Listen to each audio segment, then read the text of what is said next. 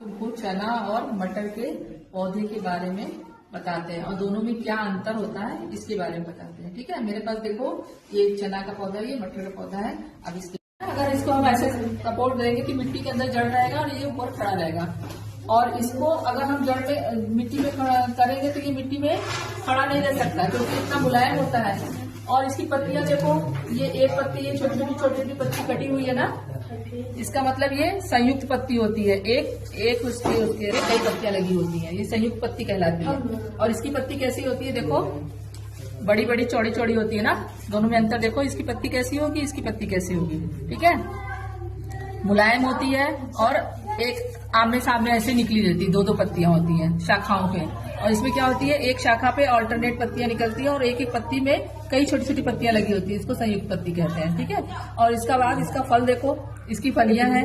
ये फूल देखो, पहले फूल तो देखो, इसमें ये फूल है, ये ब्राउन कह रहे हैं, पर्पल कलर का है ना, यानी कि बैगनी या गुलाबी रंग के इसके फूल होते हैं। और इसके फूल क्या होते हैं देखो, ये सफेद रंग के, मटर के सफेद रंग के होते हैं या हल्के गुलाबी रंग के होते हैं, दोनों में अंतर। और इसके बाद इसकी जब फल बन जाता है, निषेचन की क्रिया हो जाती है तो फल बन जाता है। तो फल बनने पर इसकी फली देखो चने की ऐसी होती है, इसकी में एक या दो चना इसके अंदर होता है। और इसकी फली जब बनती है, ये देखो फली इसकी बनी हुई है, निषेचन क्रिया हो गई, फली बनती है। तो ये देखो इसका फूल जो है, निषेचन क्रिया हो गई, ये बाएं दल लगा हुआ है और ये उसके भाग है और ये फल बन गया है निषेचन के पश्चात। तो एक फली में कई दाने होते हैं, 8 से 10 दाने भी हो सकते हैं। ये दाने बड़े हो जाएंगे तो इसके बाद ये फली जब पक जाएगी तोड़ ली जाएगी। और दोनों में ये है कि दोनों को कच्चा भी, मतलब जब ये पके नहीं होते हैं फल, तो भी हम इनकी फलियों को तोड़ के भोजन में इस्तेमाल करते हैं। और दोनों ही दलहनी की फसलें हैं, दोनों में ही प्रोटीन पाया जाता है जो हमारे भोजन का आवश्यक अंग है।